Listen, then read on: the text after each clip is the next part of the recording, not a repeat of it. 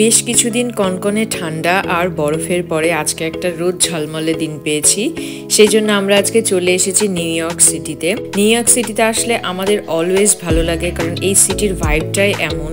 এখানের মানুষজন, এখানে সব কিছু এত ভালো লাগে যে এখানে হাঁটতে হাঁটতে কি করে যে টাইম পেরিয়ে যায় সেটা বোঝাই যায় না। তো হাঁটতে হাঁটতে আমাদের তো অনেক খিদা পেয়ে গিয়েছে, তো আমরা কি খুঁজে পেয়েছি দেখবে নাকি একবার? এই যে কলকাতার কাঠি রোল। নিউ ইয়র্ক সিটিতে বসে কলকাতার কাঠি রোল পাওয়া কিন্তু একটা আবেগের ব্যাপার। আর এখানে কিন্তু দামটা আমার বেশ রিজনেবলি লেগেছে।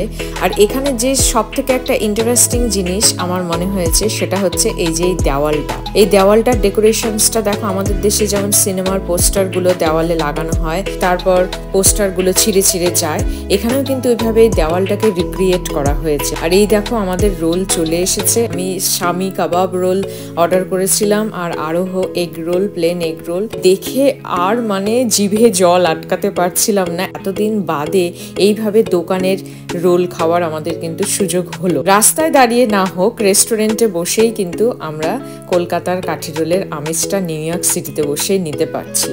অসাধারণ খেতে, অসাধারণ। এর স্বাদ আমি কাশ তোমাদের কাছে পাঠিয়ে দিতে পারতাম। বাড়িতে বানানো রোল হয়তো আমরা সবাই মাঝে মধ্যে খাই, কিন্তু দোকানে বানানো রোলের স্বাদটাই কিন্তু আলাদা। কি বলো তোমরা সবাই?